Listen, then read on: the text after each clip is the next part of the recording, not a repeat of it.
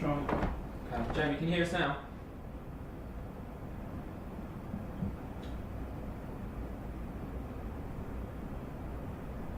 Seems not. Jamie, can you hear me? I can hear you, yeah. Brilliant. Okay, thanks guys. Sorry for that. We use the usual format today. Broadcast first, David second. If you've got a question, please use the waiting function. We'll start with Sky Sports News. Thank you very much. Good afternoon, Frank. Hi. Obviously, we're in the last 4 days of the transfer window now, thank goodness. In your case, it might be more about which players are leaving the club, be it permanently or on loan. How important is it for you to thin out the squad because you can't keep everyone happy, obviously? I wouldn't call it thinning out the squad. I'm not sure that's the right term, but we do have a big squad. I'm not interested in getting involved in speculation over the last few days of the window, because what I say now will be speculation. So we'll see how that develops over the next few days. Focused on the game tomorrow, and we'll see what movements there may be. Regarding ones that you may be willing to leave on loan to get some game time, obviously there's young English players who would like to impress Gareth Southgate before the Euros next summer, the likes of Loftus-Cheek, Tomori, Hodgson-Odoi. Would you be willing to see those players go out on loan so they're getting more game time? With every player in the squad, I think if it's the situation of a loan, you have to consider what's best for the player, what's best for the club first and foremost, and then see how it stacks up. So with all those three players, I would always take those things into consideration, but I haven't got an answer for you on any of those three. I have a good relationship with them all and speak honestly with them. Again, that's one that we will broach player by player over the next few days. Once the window shuts, every player that will be here will be used and within our squad, because there's a long season and a lot of competition coming up, and we'll know more on Monday. And just one final one on the transfer front, as I know you didn't enjoy talking about it, but Antonio Rudiger, is there any latest developments with him? No more developments. If we can move on to Mason Mount and how he's sort of coped since Tuesday, because okay, it's not Stuart Pearce in the semi-final of the World Cup, but it's still a tough thing for a young lad to go through. How have the rest of the squad rallied around him and you know, kept his chin up? Well, everybody would rally around Mason as they would any individual in the team. I've been the penalty misser, I've been the one in the squad where somebody else has missed. I think that's standard, and that's how it is. With Mason, I think Mason's biggest disappointment is the feeling that he may have let his teammates or myself or staff down. It's absolutely the opposite than what Mason's done since he's got in, the young boy who's been desperate to play for Chelsea in all his young life, and got in and been fantastic for us over the last 18 months, and missing a penalty in a round of the Carabao Cup to get knocked out is par for the course of someone of Mason's young talent that will go on to play in many a game as important, more important, have critical inputs into games, much more important. And I'm not trying to belittle the game, but I'm just talking about how his career is going to go. So he's supported by everybody at the club, and we all move on. One more, please, Jamie. Just one final question from me, if you don't mind. Sorry, just one final one. I'm conscious I've already asked you about the handball situation this week, but I'm going to ask you about it again, because we've now had clarification that the Eric Dyer incident last Sunday would still be considered a handball, because as soon as your arm goes above your shoulder, that's automatically a handball. It's in the laws of the game. Do we need to just strip the laws right back and say, you know, was it deliberate? Did you get an advantage from it? Have they become way too complicated now? I think with handball, unfortunately, you won't be able to distinguish what's deliberate or not. There's a grey area, a natural grey area, and I think that's tough. So I think it's more seeing now how the new, the slight amendment and how the referees put that into practice. We need to give that some time. It felt a healthy change when I read it. And let's see how it works in real time, because it's not also easy for the referees. It's a difficult rule to have a clinical decision on in those sort of in-between moments of natural positions and jumping and all those things. So we'll see. John Southall, Five Line. Hi, Frank. Hi, John. How important is this game with Palace, given obviously what happened at West Brom, Tottenham, just to try and kickstart things for you? It's important, John, but as important as every game is. I know that's slightly a cliched answer, but I think we've started the season here. We've gone and won at Brighton, which was a tough game. I think they've shown that in their form in that game, and since then we lost to the champions with 10 men for 45 minutes when it was 0-0. And then at West Brom, of course, the first 30 minutes, 3 clear mistakes make goals, and normally you lose those games. We managed to get a point. So I think there's certainly some clear perspective needs to go into our first 3 games. But of course we want to win the game against Palace because we want to win games. We want to find that feeling of win and win and win, which is absolutely capable of this team. But we're absolutely very early on in the season as a group with players that are now coming fit, of new signings that will be getting more settled every day that we train together and improve together. So I'm not concerned. We will attack the game with confidence and a real desire to win, and that's what we should do with every game. And for you, obviously on Tuesday night, I had a few words on the touchline with Jose. As a young manager, is that important for you to try and put down a marker to other managers, or is it just your competitive edge? No. Yeah, certainly not a marker. I think on the line, if you look like you are forced and trying to be, I don't know, what might be perceived as arrogant for what that looks like, or trying to portray a character, I think that sometimes can become maybe not real or maybe boring from the outside. I certainly don't do that. I just react as I see fit in the game.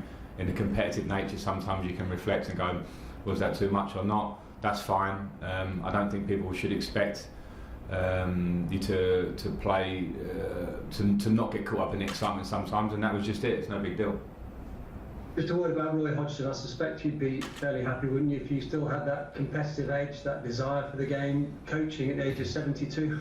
Yeah, absolutely. And when I talk about people putting on character or not, Roy has been an incredibly straight down the line manager, person, coach. His career is something that's beyond exceptional. I've got so much respect for Roy Hodgson in the job he does and the way he carries himself. Don't want to preempt it, but there'll be no touchline spats with me and Roy tomorrow because I've got too much respect for him and think he's just brilliant as a man. And just the normal question about Pulisic, Ziyech. What's the news on them? Pulisic is in the squad for tomorrow. He won't start the match because of the injury he's had, and it's been a difficult injury. And I am very keen to get him back in there. So it's great to have him back for himself and for the boost I think it gives the team. He's an important player for us.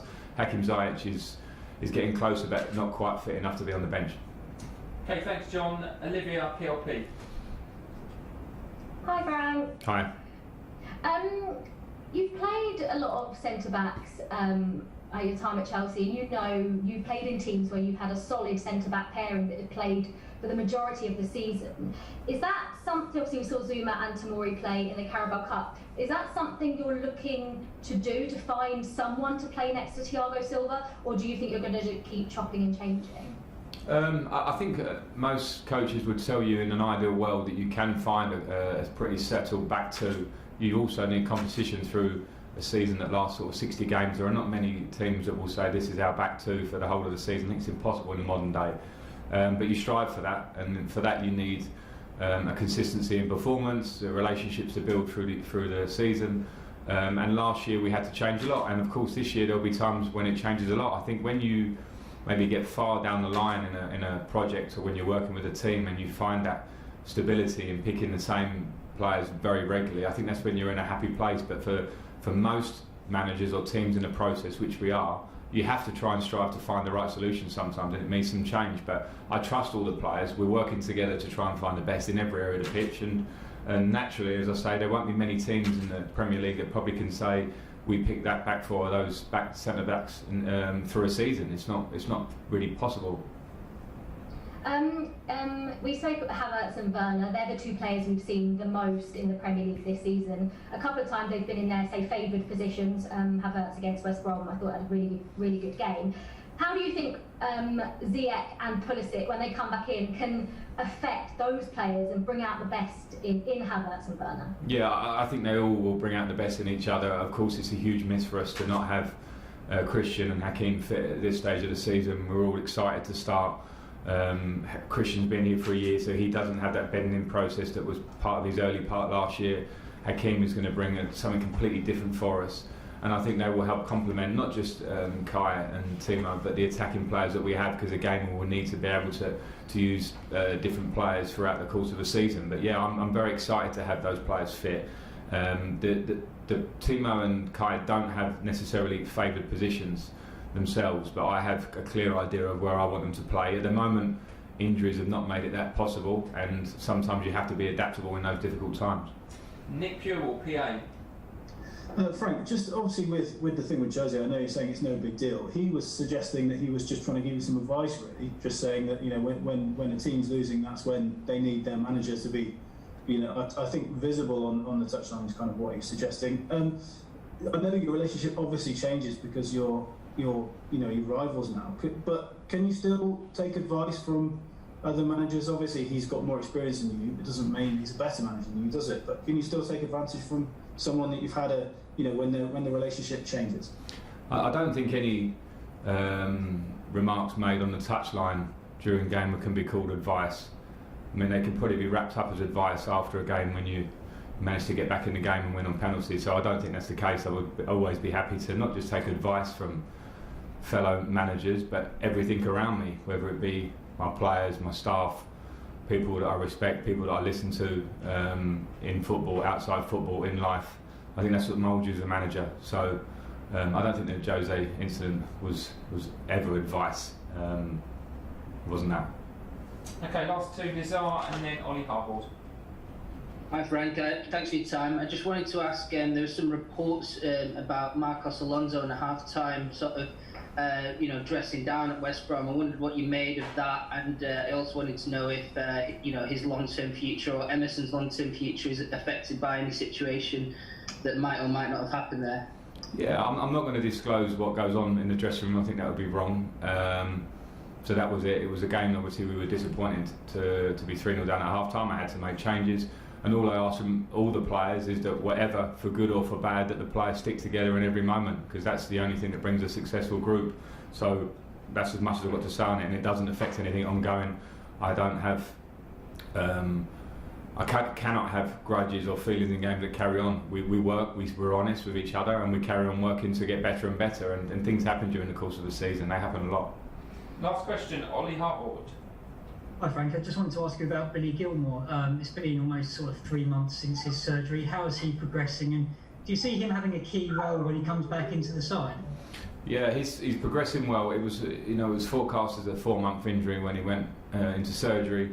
So like you say, it's 3 months. We're looking at about 4 weeks from now that he'll be hopefully fit, barring any hiccups, and it's been a difficult injury. So what I will say is that his attitude and how he approaches everything in his professional life is spot on, so he'll give himself the best chance to be back and as fresh as he can in hopefully 4 weeks.